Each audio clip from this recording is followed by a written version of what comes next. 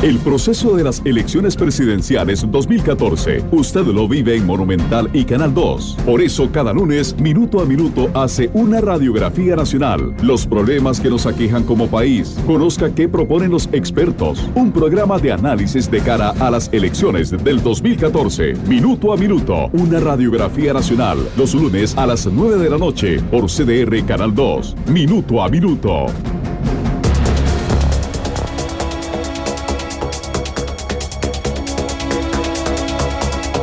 A 2:30 de la tarde, ¿qué tal? Muy buenas tardes, bienvenidos a Minuto, nuestro programa de análisis y entrevistas. Los lunes, que duramos 1 hora y no 30 como el resto de días de la semana, le hemos llamado Radiografía Nacional porque durante los primeros meses iniciamos a hacer un balance de cómo están algunos sectores de nuestro país con el fin de generar consejos prácticos a quien ocupe la presidencia de la República. A partir de este lunes y los lunes siguientes vamos a tener a los candidatos presidenciales aquí en la mesa de Minuto a Minuto. Hoy está con nosotros don Luis Guillermo Solís. Él es candidato a la presidencia del Partido Acción Ciudadana, pero además es un viejo conocido de Radio Monumental, ha sido analista nuestro desde hace ya muchísimos años, así que no es nuevo en estos micrófonos. Don Luis, buenas tardes. Muy buenas tardes, Randall, muy buenas tardes, amigas y amigos. Efectivamente, me siento como en casa y la posibilidad de conversar en extenso con ustedes me satisface mucho, estoy a la orden. Gracias, ya les traemos el café. Gracias, eso ayuda mucho. Sí, que aquí es el mejor. Así es. ¿Cuál es el mensaje de hoy? Todos nos tiene pendientes, porque hoy salió publicidad en medios escritos que en el 6, Repretel, en el 11... Y en el 7. Y en el 7. Va a dar un mensaje a las 8 de la noche. ¿Qué es? Bueno, el mensaje está, por lo menos una parte de él está ya en la propia invitación a que nos vean. Es una primera aproximación, una invitación a que nos conozcamos más. Yo soy un candidato que no es tan conocido porque no soy un político tradicional, no he estado metido en esto como profesionalmente uno podría pensarlo, sino que estaba en la política, pero siempre manteniendo un espacio muy grande para mis otras actividades profesionales, y por lo tanto tengo niveles de conocimiento bastante menores de los que otras personas que están en esta misma competencia tienen, y quisiera empezar a trabajar más intensamente en esos niveles de conocimiento para que aumenten, y para que aumenten como tiene que ser, porque creo que el conocimiento de las personas adicionará un factor que me parece fundamental en esta campaña, que es la diferenciación entre los candidatos.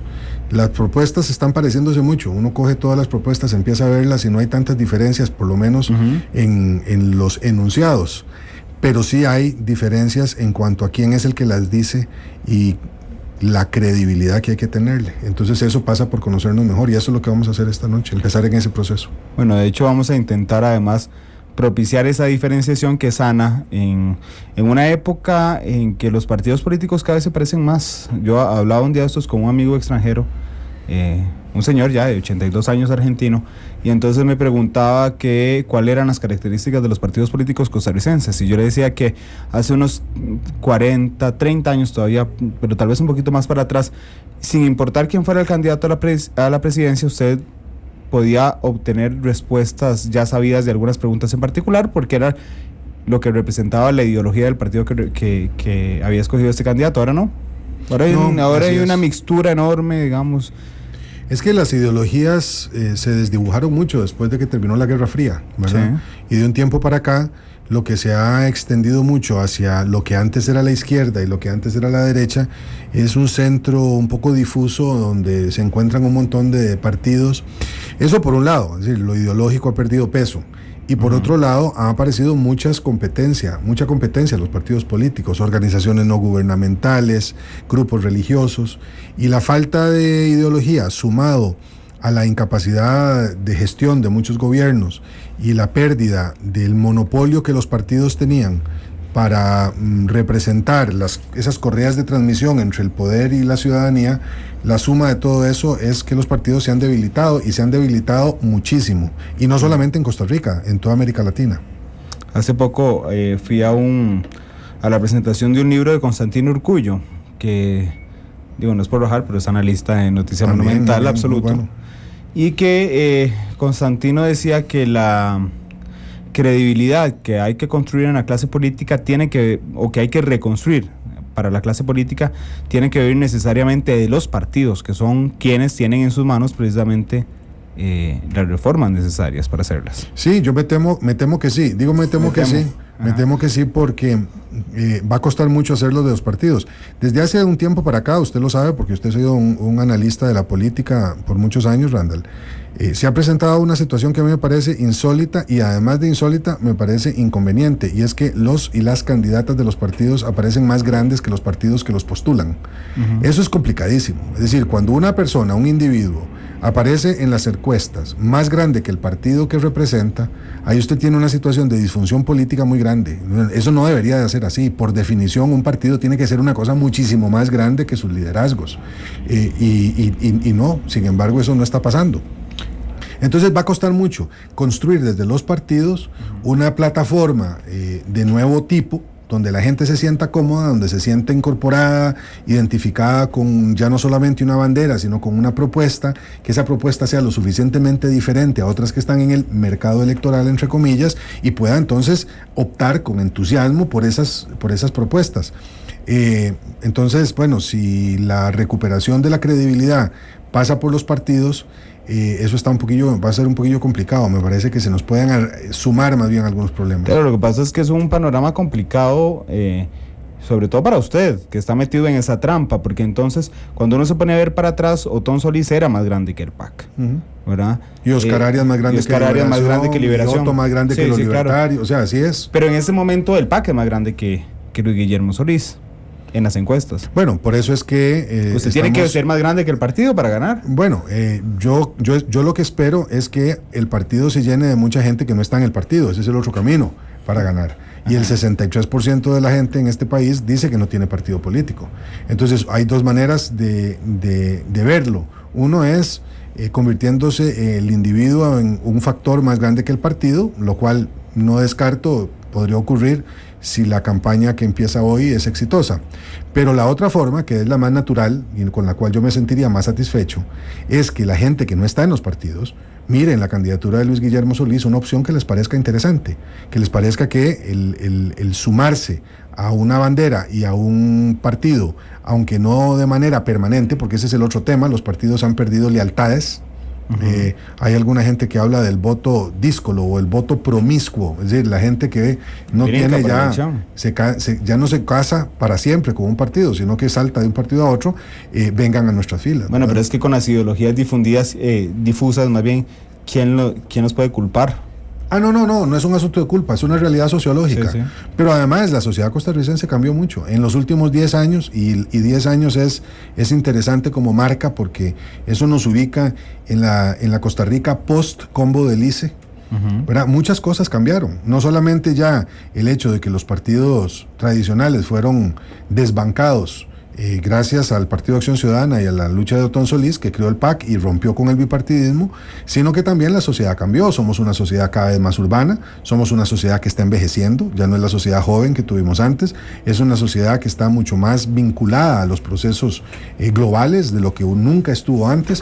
Entonces el país cambió y cambió también su política, y eso, como le digo, es algo que afecta no solamente a Costa Rica, sino que tiene mucho que ver con otras realidades del mundo. Don Luis, ¿cuándo se le metió el gusanito por ser candidato?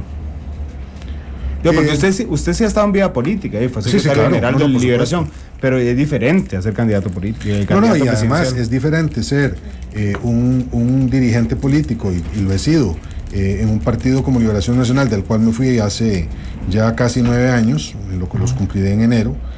Yo no creo que ya haya nadie que lo vincule. No, sí, todavía alguna gente saca eso, y me parece que uno, además, si tiene la sensatez de no renegar de su pasado, sí, pues de alguna manera siempre va a estar referido a ese pasado. Sí, pero obligatoriamente todos los miembros del PAC tienen que tener pasado. Muchos, no todos. Por eso le digo, de esto no hay que hacer gran escándalo. Yo además creo que cuando estuve en Liberación Nacional traté de ser un buen liberacionista, y sigo pensando que hay mucha gente en Liberación Nacional que es gente estupenda, y siguen ahí, ya sea porque no se han dado cuenta de lo que está pasando, o porque dándose cuenta no están satisfechos con lo que ven. Pero la pura verdad es que yo nunca he renegado de ese pasado, pero la verdad es que en esto del profesionalismo político, lo que yo sí puedo asegurarle a la gente es que habiendo estado en política, yo no he estado 22 años de alcalde en un puesto público, ni he sido ministro ni diputado, ni he tenido presidencias ejecutivas desde donde haya hecho cosas que hayan quedado debiéndole a la gente. Entonces, bueno, mi pasada por la política ha sido precisamente en el marco de un trabajo partidario que en determinado momento me pareció traicionaba los ideales fundacionales de un partido como Liberación Nacional, y por eso fue que me fui. ¿Y cuándo, ahora sí, el gusanito de candidato? Perdón, porque usted hizo una aseveración ahorita en la respuesta, dijo que en Liberación Nacional había gente estupenda. ¿Hay algunos de ellos en campaña? Miren, no los veo.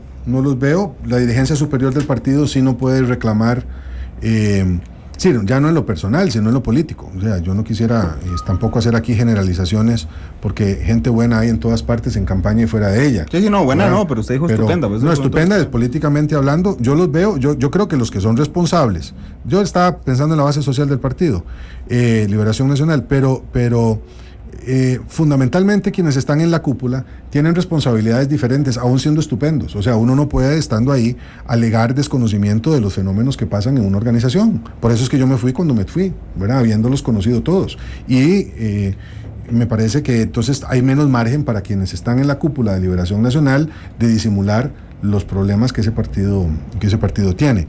Ahora, sobre el gusanillo de la política, mire, la pura verdad es que yo esto no me lo había planteado hasta hace pocos años. Yo siempre había mantenido un interés en la política en términos generales. La gente me veía más de canciller que otra cosa, porque mi especialidad había sido la política internacional, y no fue sino hasta hace como 3 años y medio que ya habiendo tomado la decisión de regresar a Costa Rica después de 2 años de vivir en Panamá como director de una oficina internacional, Alberto Salom, en ese momento uno de los dirigentes más reconocidos y prestigiosos del PAC, igual que ahora, solo que en ese momento yo lo consideraba más bien un posible candidato, me invitó a tomar café, y yo pensé que me estaba invitando para que yo lo apoyara, y grande fue mi sorpresa cuando más bien fue él el que me dijo: ¿y por qué no consideras meterte en esta aventura cívica? Y bueno, a partir de ese momento empecé a hacer consultas, hablé con mi familia, hablé con amigos, me fui acercando al PAC. Yo había estado ya en el PAC en 2 campañas, pero no tenía un reconocimiento como dirigente nacional del partido. Ahí empezamos un trabajo que culminó en la precandidatura primero, ahora en la candidatura del PAC, y espero yo también en la presidencia de la República, en el primer gobierno que el PAC ejerza desde su fundación hace casi 13 años. Vamos a ir a la pausa comercial, 30 segundos, y regresamos para hablar ya no solo de lo que le parece a don Luis Guillermo, sino de las propuestas en campos específicos, porque ya aquí alguien lo regañó en Twitter. Luis Carlos Ortiz dice: a Luis Guillermo Solís le urge quitarse la camisa de analista, un candidato haciendo sus análisis y no expresando sus propuestas. Pero bueno, ya vamos a las propuestas. Son las 2:42, volvemos a Minuto a Minuto. Cuando la noticia trasciende el paso del tiempo y el instante no basta, Minuto a Minuto, más allá de la noticia. Una realidad compleja exige un análisis profundo. Esto es Minuto a Minuto, más allá de la noticia. Son las 2:46, regresamos a Minuto con don Luis Guillermo Solís, hoy candidato presidencial del Partido Acción Ciudadana. Vamos a hablar de propuestas de don Luis Guillermo.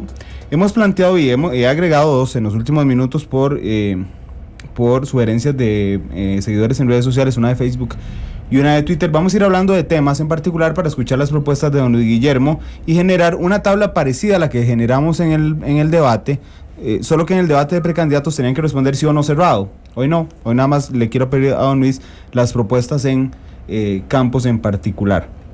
Y voy a empezar por infraestructura vial, tomando en consideración que hoy en la noche hicieron a General Cañas, que está la circunvalación cerrada.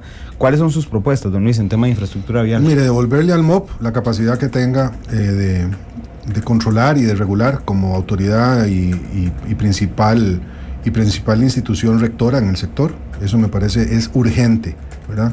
Yo en esa lógica cerraría Conavi y cerraría otros consejos que están funcionando muy mal, ¿verdad? ¿Conavi? Y Conavi sin duda. ¿Lo cerraría? Sí, ¿verdad? Ahora no será inmediato porque eso requiere de una serie de reformas muy importantes. Pero sí creo que hay que recuperar el centro no puede estar en Conavi, no puede estar en los consejos, tiene que estar en el MOP. Me parece que ese es un tema. 2, creo que hay que adoptar el consenso por la red vial de Costa Rica, que es una plataforma de prioridades de carreteras que ya han definido el Consejo, el Colegio Federado de Ingenieros Arquitectos, las entidades académicas, incluida la NAME, el propio MOP, y la Cámara Nacional de la Construcción, que yo creo que definen muy bien cuáles son las carreteras que se necesitan y en cuánto tiempo se tienen que tener. Y 3, utilizaría los recursos que ya existen para ello. No hay necesidad de pedir más plata, se puede construir buena parte de esas carreteras con esto. Tercero, aboliría la actual ley de concesiones, sería una nueva. Nosotros en el PAC creemos en las concesiones, pero no de la forma como están planteadas. Ya casi vamos a concesiones. Y eso me parece que eso es muy importante. Y 4, le daría más autoridad a las municipalidades para que se encarguen de la red vial nacional en el 85% de esta que les corresponde a ellas atender. Me parece que no todo está en manos, no debe estar todo el control en manos del poder ejecutivo. Ahora sí, brinquemos a concesión. ¿Cambiaría la ley de concesión? Sí, señor. No solamente la cambiaría, la tendría que ser nueva. Yo pensé durante mucho tiempo que se podía reformar, pero veo que tiene demasiados problemas. Así es que hay que hacer la ley y me parece que meterle cirugía mayor, si es que no se cierra también y se hace otra entidad, a la forma como está constituido el Consejo Nacional de Concesiones, no ha servido. Me parece que hay una serie de problemas ahí de orden estructural que tienen que ser resueltos. No es un cascarón. Es un cascarón, pero además es un cascarón inútil y que tiene graves problemas, me parece, de transparencia. Bueno, voy a meter una pregunta en redes sociales. Es que le están preguntando, citamos que usted dijo que fue don Alberto Salom quien le pidió quien fuera precandidato. Y entonces nos dice Luis Carlos Ortiz, yo creí que Salom iba a ser vicepresidente, ¿se lo planteó? Me encantó, me hubiera encantado, hubiera sido un gran vicepresidente. Sí, pero él tiene otras prioridades profemonales y personales. ¿Se lo pidió? No, porque no se lo pedí porque ya yo sabía que él no estaba en esa lógica. Bueno, vamos a seguir entonces con transporte público. Sí. Bueno, primero me parece que nosotros hemos propuesto la creación de un tren interurbano eléctrico. Creo que vamos a tener que avanzar en eso. Probablemente si llegamos a contar con uno, requerirá más de 4 años ponerlo a funcionar, pero igual me parece que mientras tanto podemos mejorar mucho el sistema actual, pero hay que moverse a un tren eléctrico, me parece eso es fundamental. Segundo, estoy de acuerdísimo con el tema de la sectorización de la red vial. Creo que no todo tiene que venir, no todos los caminos deben ir a Roma, ¿verdad? Ni todas las rutas deben de venir a San José. Tercero, creo que las interlíneas son fundamentales, tenemos que avanzar en esa lógica. Tenemos que hacer algo con el parque vehicular. Esa es la principal fuente de contaminación y de consumo de energía fósil, está en el parque vehicular. Yo creo que hay que controlarlo mucho más y por supuesto, como le digo, tenemos que juntar a eso el tema de la infraestructura. Al final de cuentas tenemos que desfogar el centro de San José y de las principales ciudades, porque ya no se puede, simplemente no se puede venir. Mire, cuando un evento de orden comercial como el que hubo ayer en Punta Arenas genera un caos que poco menos que hizo colapsar a la mitad de Costa Rica, me parece que esto ya ha llegado a un punto de ridículo nacional que no es tolerable. Oye, los jugadores del Santos de Guapiles que iban a ir a jugar a Punta Arenas tuvieron que bajarse a caminar 500 metros y se aplazó 2 horas y media, creo. Así es. El partido de ayer, ¿qué día tiene usted restricción vehicular? Lunes. Saca el carro y hace lo que yo hago, voy a confesarlo, dar una vuelta más grande para no entrar a la parte de sí, claro, a veces tengo que hacerlo porque yo no tengo otro carro. Bueno, sí tengo otro carro, pero no siempre está disponible. Por eso que le toque el miércoles hace otro carro. Es que le iba a preguntar porque hace Pero poco... a veces no puedo, dicho sea de paso, a veces simplemente no puedo dejar de meterme a San José. Sí. Y me la juego como igual que cualquier otro tico. Y lo siento mucho y me dicen que no lo diga porque eso me hace ser pero evidente. Bueno, otro día tuve que coger taxi, ¿verdad? Pero a veces a veces no tengo posibilidad. Yo tengo que traer a mi hija de la escuela. Yo no puedo dejar de salir y cuando no tengo disposición del carro, ¿qué voy a hacer? Y yo me voy en taxi, ahora me voy en taxi porque ya yo creo que tampoco puedo dar el mal ejemplo y tiendo a ser bastante responsable con el asunto, pero yo entiendo perfectamente a la gente que solo tiene un carro, tiene que ir a trabajar y no le queda otra cosa. Que dicho sea de paso, con todo respeto por la ley de tránsito y por las autoridades de tránsito, me parece absurdo. Entiendo por qué lo hacen, pero me parece absurdo que una de las vías que permitiría que la restricción vehicular funcionara mejor, que es la circunvalación, esté metida dentro de la regulación. Usted debería de poder darle la vuelta a San José sin meterse al centro de San José. ¿Y cómo lo hace? Por la vía de circunvalación. Ahora, de todas maneras, sería inútil, porque está cerrada. Pero es una de las formas como uno podría darle vuelta. Así es que me parece que en eso la gente tiene toda la razón. Y lo siento mucho, pero creo que la medida es muy buena, pero al final es contraproducente, porque tiene que dar una vuelta tan grande que al final termina gastando más gasolina y perdiendo más tiempo del que a veces uno pensaría, con el cual uno pensaría podría aportar al orden en urbano. Bueno, es que le pregunté el tema de la restricción, porque hace poco Freddy Pacheco, que estuvo aquí un lunes también, decía, vea, Randa, la restricción vehicular no es una medida ecológica, porque finalmente usted gasta más gasolina haciendo la vuelta más grande para quitarse la restricción, ¿verdad? Así es.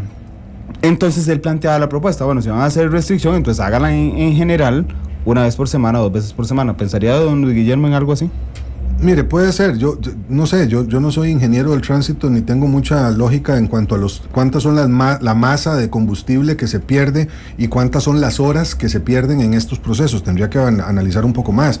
Cualquier cosa que ayude a mejorar la vialidad y que contribuya con el ambiente y que genere una facilidad para que la gente no tenga que perder la plata que necesita para trabajar, porque es que hay mucha gente que necesita los carros para trabajar, no solamente para trasladarse al trabajo, sino para trabajar. Y entonces, pues yo entiendo la lógica de la prohibición, pero también creo que hay que hacerla aliviar lo más posible los costos que esto le trae a estas personas. Pasemos a la situación fiscal, son las 2:54. ¿Qué haría con la situación fiscal, don Luis? Bueno, primero, yo creo que ahora sí tenemos que empezar a preocuparnos un poco más. 6% ya es otra cosa, es diferente al 5% que teníamos, al 5,5%. Cuando teníamos 5,5%, era factible todavía pensar con un poquito más de serenidad. Ahora hay que ya empezar a preocuparse. El PAC ha estado siempre casado con la idea de una reforma fiscal, no solo porque se necesita más ingreso para el Estado, lo cual es, creo que razonable pensarlo si queremos mejor educación, mejor seguridad, mejores carreteras, etcétera, sino principalmente, Randall, porque el instrumento fiscal es fundamental para redistribuir la riqueza. O sea, mientras nosotros tengamos los niveles de concentración que tenemos hoy, será imposible avanzar hacia lo que yo considero es el problema mayor que tiene este país, que es el crecimiento de la desigualdad y el aumento de la pobreza. Don Luis, pero en el tema fiscal, todos están de acuerdo en una reforma fiscal, pero usted decía, las propuestas se parecen mucho. Sí, sí. ¿Cuál es el elemento diferenciador de su reforma fiscal? Mire, yo creo que en términos generales me alegra que se parezcan mucho, porque deberíamos estar, porque yo las he visto todas excepto la de Otto Guevara, que es que no haya reforma fiscal, ¿verdad? Todos los demás decimos, 1, que hay que cobrar mejor los impuestos, 2, que hay que invertir mejor los recursos disponibles, 3, que tiene que ser renta fiscal, renta global y también renta mundial, es decir, que tenemos que recoger los recursos que hoy no están pagando impuestos, que la renta tiene que ser progresiva, es decir, que no debemos afectar a los sectores que menos ingreso tienen, sino a los que más ingreso tienen, y hay una diferencia en sobre si se le cobra o no se le cobra a zonas francas, por ejemplo. Nosotros en el PAC hemos dicho sí a las zonas francas, en otros partidos no a las zonas francas, se les debe cobrar. Pero en el 95% estamos de acuerdo. Entonces lo que hay que hacer es poner a todo el mundo de acuerdo y avanzar en esa lógica. Dicho sea de paso, me parece que eso tiene que incluir la transformación del impuesto de ventas en impuesto al valor agregado. Esa era mi pregunta. ¿Por qué? Porque no se puede seguir con un impuesto tan regresivo como ventas. Y eso le trae problemas a algunos sectores, incluido al cual yo pertenezco, que es el de los profesionales liberales, pero la pura verdad es que así como lo tenemos, el que sale más afectado es el pobre. Bueno, eso es impopular absolutamente. Todo es impopular, impuestos sí. Pero usted acaba de decir impuesto al valor agregado, eso cuando uno lo ve en general significa más impuestos.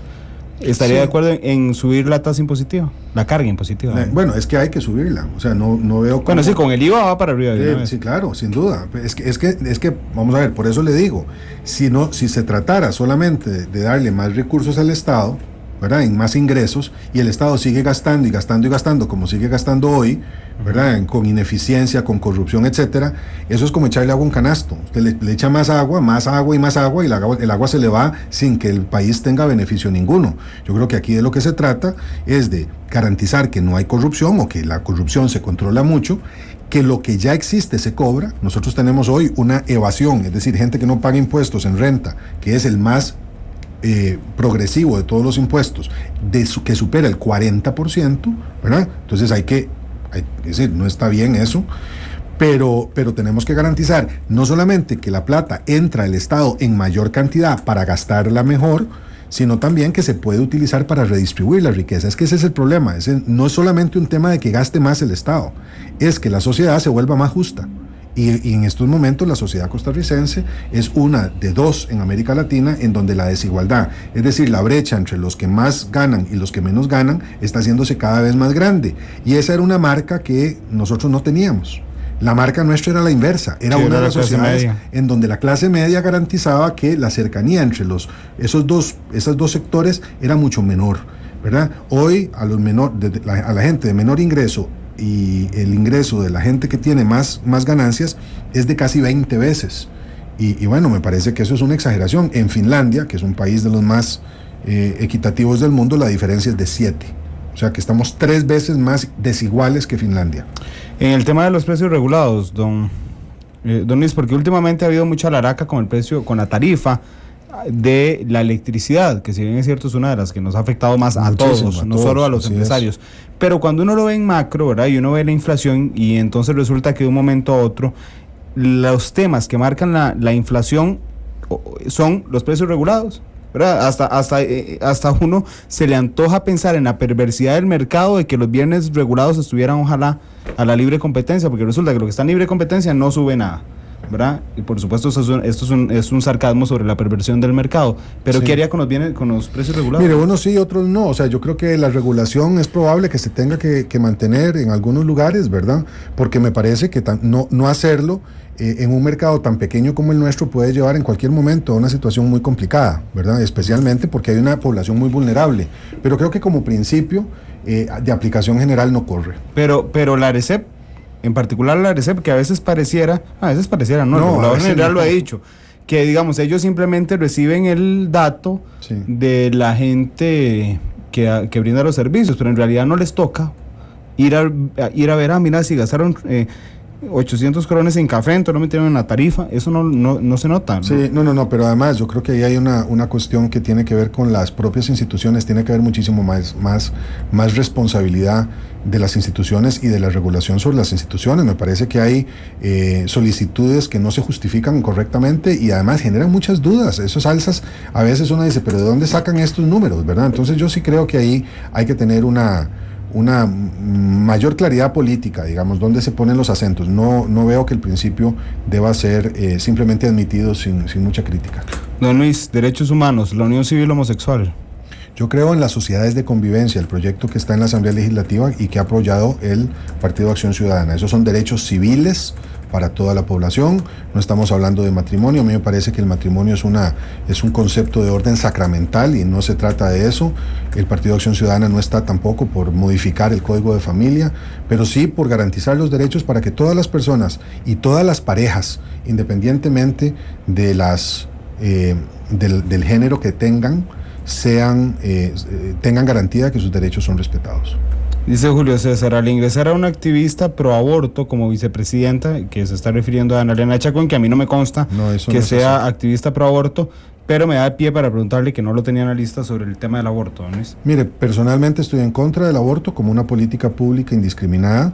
Sí creo que habría alguna necesidad de excepcional al respecto. Una, la que ya existe en la ley. En Costa Rica existe la posibilidad del aborto terapéutico cuando la vida de la madre está en peligro. Eso está en la ley costarricense, por suerte. Yo diría que también habría que ampliar esa condición para los casos de violación y también los casos de inviabilidad del feto fuera del útero materno, cuando el niño viene sin cerebro, se sabe desde que está como embrión, etcétera, de que esto es así. Pero bueno, con respecto al aborto, estoy en contra del aborto como una política pública. Y además quiero aclararle a don Julio César que doña Ana Elena Chacón no es una activista pro aborto de ninguna manera, y creo que esa es una información que se está difundiendo equivocadamente en redes, y estamos preparando para difusión también en todos los medios, que es lo que hizo doña Ana Elena, que era regular precisamente la ley que ya existe en el país que tiene que ver con el aborto terapéutico. Yo no había visto esa referencia a doña Ana Elena en redes, pero supongo que el ataque entonces empezó después de que usted lo anunció. Sí, ya venían con alguna advertencia en ese sentido, y créame que lo he ponderado mucho, he conversado mucho también con doña Ana Elena, y su posición no es esa. Entonces simplemente lo que están haciendo es elevando el volumen con respecto a un tema en el que ella puede dar explicaciones cabales. No es de ninguna manera una activista pro aborto, y ni tampoco asumirá esa tesis durante la campaña. Y hablando de doña Ana Elena, luego para seguir, pero el tema que se ha sacado desde que usted la presentó ya, de que ella había votado por el sí al TLC, que yo le soy sincero, leyendo la pluma de algunos periodistas costarricenses muy buenos, que a quienes admiro, uno es Álvaro Murillo, el periodista del diario La Nación, dice que las vicepresidencias del PAC son de alguna forma tratar de unir a la gente, ¿verdad? Entonces, digamos, había una persona que apoyaba en 2007 el TLC y que tiene cabida hoy dentro del PAC, por ejemplo. Uh-huh. ¿En ese tema le preocupa, no le preocupa? Mire, me preocupa en el sentido de que yo respeto mucho esa lucha que se dio en Costa Rica hace 6 años. Como es público y notorio y se sabe, yo estuve con el no, me fajé a lo largo del país durante varios años llevando argumentos en contra del Tratado de Libre Comercio, como lo hicieron miles de personas en este país. La mitad de Costa Rica más o menos estaba en favor y la otra mitad estaba en contra. Y al final se resolvió por medio de un referéndum, y a mí me parece que respetando como hay que respetar aquellas sensibilidades de las cuales otra vez yo no me escapo, porque yo tengo autoridad moral para decir que di esa pelea en contra, ¿verdad? También es cierto que llega un momento en la historia de los pueblos en donde hay que darle vuelta a la página, no para olvidar la importancia de esas luchas, no para sacrificar los principios en los que creímos y muchos de nosotros seguimos creyendo, los principios de acceso, de igualdad, de la necesidad de la preservación del bien común, etcétera, pero para lograr avanzar. Sí, yo soy historiador, yo sé que la historia es muy importante para no cometer los mismos errores en el futuro de lo que cometimos en el pasado, pero nunca ha sido más grande Costa Rica, nunca, que cuando ha sido capaz de ponerse de acuerdo después de un sobresalto nacional. Y ya pasaron 6 años desde aquel sobresalto. Y me parece que es tiempo de que entendamos que para construir a la Costa Rica del futuro, saliéndonos de esta parálisis, tenemos que ya dejar de hablar del pasado, ver hacia adelante, comprender que se puede sumar desde la diversidad de opiniones, y creo que en esa lógica, tanto Ana Elena como quienes en su momento vinieron al PAC, a pesar de haber apoyado el sí, recordemos que doña Mónica Segnini en su momento también fue candidata a la vicepresidencia con don Otón Solís. Ajá. Y habían pasado solo 2 años desde las luchas del TLC, son una oportunidad para movernos hacia esa otra lógica. Otra vez, sin abandonar los principios, sin abandonar los valores, pero sí entendiendo que el futuro de Costa Rica es más grande que las posiciones individuales. Ahora, que en el PAC hay de todo, sí, tanto hay de todo que el candidato a la presidencia estuvo con el no, el candidato a la primera vicepresidencia estuvo con el no, y la candidata a la segunda vicepresidencia estuvo con el sí. Y en la base del PAC hay gente que estuvo con el sí, igual que en el 50% de Costa Rica hubo gente que estuvo con el no. Y me parece que eso es madurez y es una forma de adaptarnos a una realidad que hoy es diferente a la que teníamos hace 6 años. Bueno, vamos a hacer la segunda pausa comercial. Regresamos para hablar más sobre las propuestas de don Luis Guillermo Solís aquí en Minuto a Minuto. Cuando la noticia trasciende el paso del tiempo y el instante no basta, Minuto a Minuto, más allá de la noticia.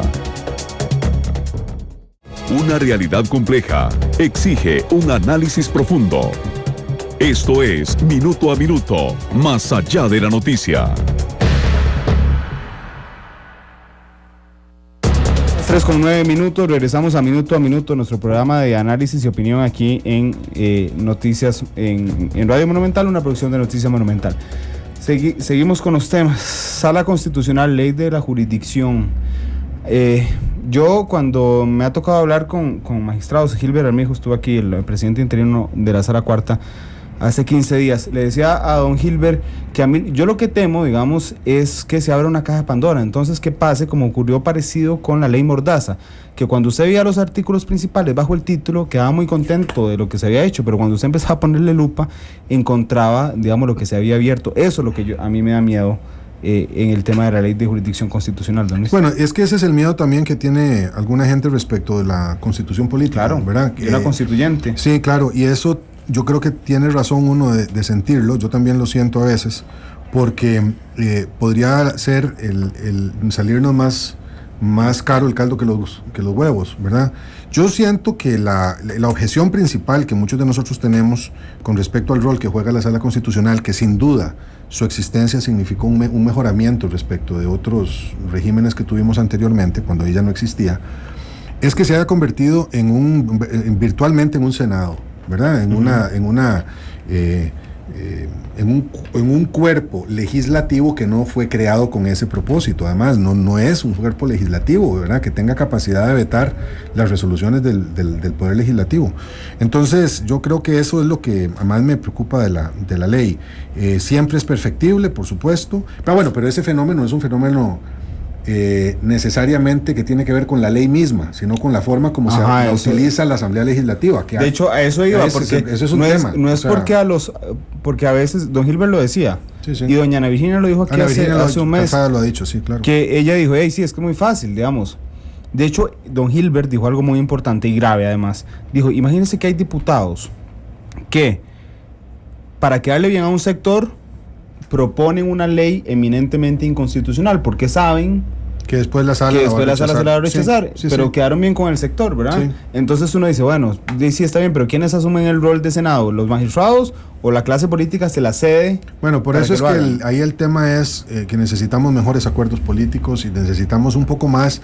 Este es otro tema que yo creo que podría aliviarse si le damos vuelta un poquitico a la página y vemos más hacia adelante que hacia atrás. Esta cosa de satanizar los acuerdos políticos, eso es fundamental en una democracia, ¿verdad? No se puede hacer de otra manera. Entonces, en buena medida, esto tiene este rol de la Sala Cuarta de un Senado tiene que ver con esa falta de acuerdo que debería de dirimirse allí donde debe hacerse, que es en el seno de la Asamblea Legislativa. ¿Pero usted eliminaría la consulta legislativa? No, yo creo que debería de hacerse solo en aquellos casos en donde evidentemente hay una duda, ¿verdad? No como algo casi. Sí, pero ¿cómo lo garantiza? No, es difícil de garantizar, ¿verdad? Podría hacerse incluso y que se utilice el recurso no por la consulta, sino por la vía de un recurso, una acción de inconstitucionalidad mucho más específica. ¿Pero eliminaría la consulta? Está difícil esa pregunta, sí. Yo no sé, tengo que pensarlo más. No lo he resuelto completamente. Reglamento legislativo. Reglamento legislativo, mire. Sobre el reglamento legislativo, la forma fácil de salirse de esta pregunta es decir si hay que reformarlo, porque evidentemente cualquier reglamento se puede reformar y mejorar. Claro, pero cuando usted pregunta ¿en cuáles son los y ahí cuando uno llega hasta ese punto se da cuenta que el mejor reglamento legislativo debería de ser un buen acuerdo político otra vez, ¿verdad? Que no ha habido buenos acuerdos políticos. Y yo siempre traigo a colación una experiencia que tuve cuando estaba negociándose el plan de paz de Esquipulas II. Hubo un debate sobre las armas defensivas y armas ofensivas, cuáles eran, cuál era ofensiva y cuál era defensiva. Y pasamos meses pegados en eso, que si el calibre, que si el tamaño. Al final, la pregunta se resolvió muy fácilmente. La misma arma es defensiva u ofensiva dependiendo si la tiene usted o la tengo yo. Si usted la tiene es ofensiva, si yo la tengo es defensiva. Y el reglamento legislativo lo usan unos y otros, detractores y defensores, indistintamente dependiendo de cuál tenga la mayoría y cuál tenga la minoría. Entonces yo lo que creo es que el reglamento, por supuesto, tiene que modificarse. Evidentemente yo creo que hay que salvaguardar el derecho de la minoría, porque en democracia, la verdadera democracia se mide cuando las minorías son respetadas, ¿verdad? Porque el papel de las mayorías evidentemente es el que tiene que prevalecer, pero hay que hacerlo con racionalidad. No puede ser que un diputado simplemente, una diputada se le ocurra utilizar el reglamento para frenar un acuerdo en donde hay una amplia mayoría, pero debe de garantizarse las condiciones para que la minoría también tenga recurso a la defensa cuando pueda arbitrariamente ser atropellada por una mayoría automática, por ejemplo. El papel de la Contraloría General. Vital. Pero también, ¿así como está? No. Pero yo creo que la Contraloría se ha convertido primero en una institución demasiado grande que no necesariamente garantiza la transparencia que su propia naturaleza debería de garantizar. Es decir, a pesar de la Contraloría, de sus regulaciones, de su inmensidad, de la amplitud de sus mandatos, pasan en el país cosas insólitas, ¿verdad? Ahí está la trocha, ahí está la platina, ahí están los escándalos financieros en el pasado. Y entonces no pareciera que el tamaño y el peso actual justifiquen, digamos, la existencia habida cuenta de esas irregularidades. Y en segundo lugar, también la Contraloría, me parece, Randall, que se ha convertido en un freno para algunas instituciones, ¿verdad? Porque hace control previo, y eso también limita algunas de esas posibilidades. ¿Lo pondría a control posterior? Sí, claro. Yo preferiría que sea control posterior. No debe ser el control previo. Sí. Empleo público, pero no solo en la generación, sino en el tamaño del Estado. Bueno, del Estado no, porque serían las instituciones. La cantidad de empleados públicos que hay, ¿lo disminuiría, don Luis? Mire, en algunos casos sí. Por ejemplo, yo creo que cuando vayamos a la discusión estructural sobre la Caja del Seguro Social, me parece que hay una cantidad de empleados administrativos. Claro, creciendo 6 veces, 5 años, digamos, por 6 cada día. Es que lo reveló La Nación, sí. A mí me parece que ahí no hay ninguna posibilidad de decir otra cosa que sí, que claro, que por supuesto, ¿verdad? Hay entidades cuya lógica en una reforma del Estado más integral también habría que replantearse. Se ha dicho muchas veces, IFAM, por ejemplo. A mí me parece un contrasentido que exista en el Estado central un ministerio para la descentralización. Uno tiene que ver eso como una cosa un poco folclórica. Pero claramente hay un factor ahí que habrá que ver, que no se puede tampoco resolver entrándole con machete como si estuviera metiendo uno a la selva amazónica. Hay que tener cuidado, hay una serie de garantías, hay leyes que protegen, está el servicio civil. O sea, yo creo que en eso, aunque me digan que uno no puede estar invocando los derechos adquiridos y el Estado de Derecho como un argumento para impedir la racionalización, entre comillas, del Estado, yo sí creo que no se puede prescindir de ello, ¿verdad? Sí, bueno, Chile entró Sí, bueno, pero acuérdese. Chile... Digamos, hablando del caso más extremo, pensando en alguien que entró al Amazonas con machete. Sí, bueno, pero ver las consecuencias en el momento inmediato. Yo creo que... No, esa es una prueba dolorosa, digamos, de cuando se quiso reducir el Estado chileno a golpe de tambor. Mire, el PAC propuso durante muchos años lo que nosotros llamábamos el Estado necesario, que era el Estado que tenía el tamaño necesario para hacer las cosas bien y no más allá de eso. Y nosotros hablamos también en esta nueva convocatoria del Estado gestor, que es un concepto que se planteó en el segundo Congreso Ciudadano y que refleja las condiciones de la crisis del mundo después del 2008, en donde simplemente no se puede prescindir del Estado. Aquí hay mucha gente que querría, como decían los viejos liberales, coger la cola del perro y cortarla de una sola vez y se acabó el problema, como si el problema estuviera en el número de empleados públicos únicamente, y eso no es el único problema que tiene el Estado. Pero cuando uno ve ejemplos como el de la Caja... No, exactamente, pero tampoco puede uno decir que no existe el problema y que no se debe atender. Claro que sí, es igual que el tema de los salarios, ¿verdad? Hay tantísimos regímenes de salarios que se ha llegado a un punto en donde se vuelve irracional la administración de esa condición. Ahora, ¿significa eso que tenemos que ir a un régimen de salario único? Bueno, yo tengo mis dudas. Eso hay que verlo un poquito más despacio, ¿verdad? Bueno, nos quedan 7 minutos y 5 preguntas. Así que vamos a minuto por pregunta casi. ¿Energías limpias? Todas. Me parece que eso es importante. Este es un país ejemplar en el tema de la generación de energías limpias. El 90% y más de nuestra energía se produce todavía por vía hidroeléctrica. Eso creo que es un ejemplo mundial. Bueno, pero Hay este año hemos producido climático. récord en Claro, búnker. por el cambio climático, porque los regímenes de lluvias han cambiado, porque también conviene explorar otras posibilidades. Se habla una y otra vez sobre la posibilidad de generación geotérmica. Yo creo que eso hay que explorarlo. Lo del gas natural, todavía nosotros en el PAC no lo tenemos completamente resuelto, hay que investigarlo un poco más. Tengo mis dudas, creo que se puede producir una situación parecida a la que se produce con la prospección petrolera, pero estamos por analizarlo. Claramente no estamos a favor de producción petrolera. Corrupción, pero no es general. Quiero hacer una pregunta particular en esto. La Procuraduría de la Ética Pública, ¿verdad?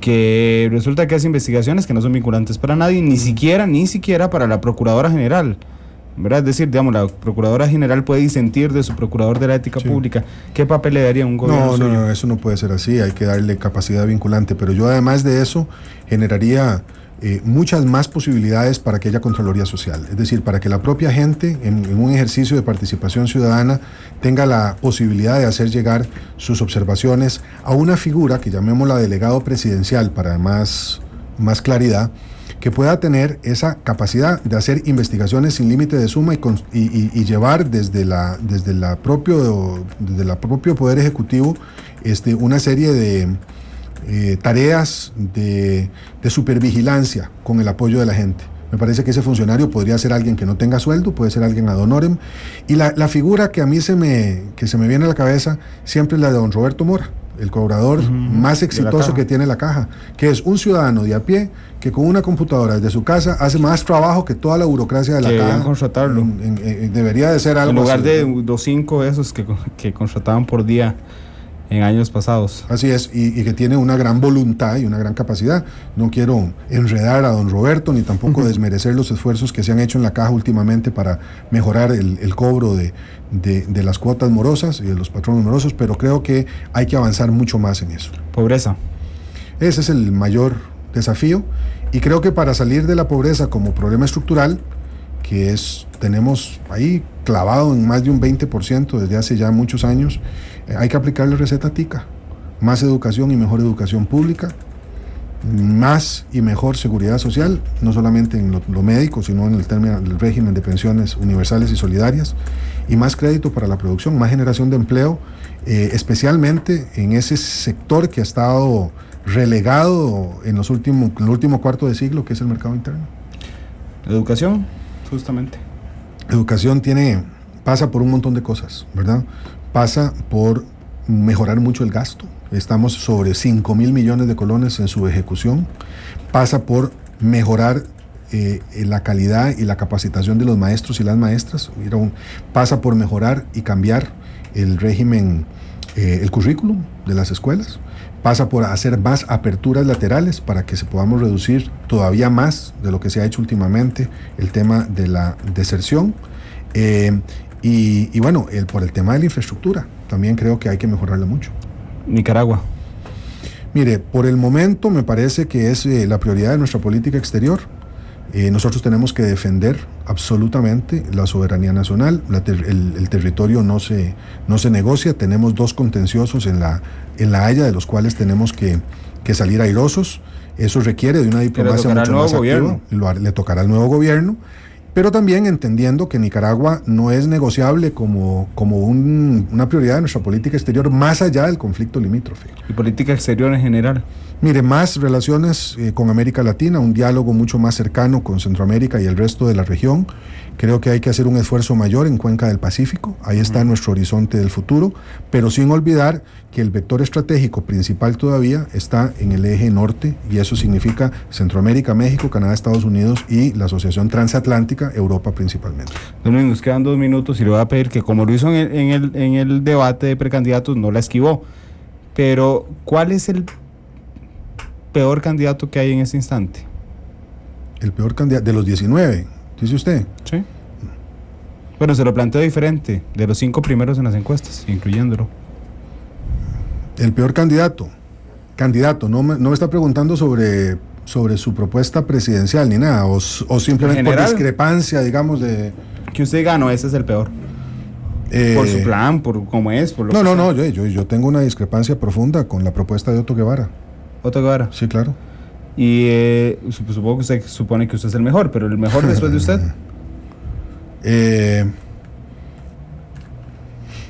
Eso es una pregunta que no puedo contestar así porque yo creo que sí, pero la vez pasada lo contestó con el que tenga más parecido, una concepción parecida del mundo. Es que, mire, en estos momentos, no, yo esa pregunta no la podría contestar, Randall, no por quitármela de encima, sino simplemente porque creo que hay en los otros candidatos, o sea, yo no podría, en estos momentos tengo una candidatura yo que representar, no puedo estar en segundo lugar pensando en quién podría sustituir. Pero el peor sí es Otto. Yo sí, porque tengo una discrepancia fundamental con el modelo de Estado que él propone, sin duda. ¿Tiene alguna diferencia personal con alguno de ellos? No, al contrario, más bien en lo personal, cuando nos vemos hay una relación muy educada y muy cordial, no, ninguno. En 20 segundos, ¿qué es lo que nos queda del programa?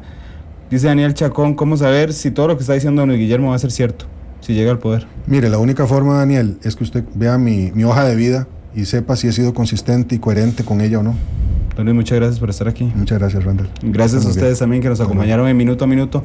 Mañana no habrá programa, juega la Selección Nacional contra México, así es que hay una variación de horario, no habrá programa, los esperamos el miércoles. Y hoy los invitamos a las 7 de la noche, tendremos en Noticia Monumental una entrevista que en exclusiva le brindaron las personas que salieron libres de prisión preventiva detenidas por la trocha, Miguel Ramírez y Manuel Serrano. En este instante están dándole la entrevista a Noticia Monumental y a Noticias Repretel, a los dos medios de la Corporación Repretel, y esta noche a las 7 se las transmitiremos en vivo. ¿Qué dicen estas dos personas? 10 meses en prisión preventiva y hoy nos dan esta entrevista, se las tendremos a las 7 de la noche. Feliz tarde. Minuto a minuto, más allá de la noticia, por Radio Monumental.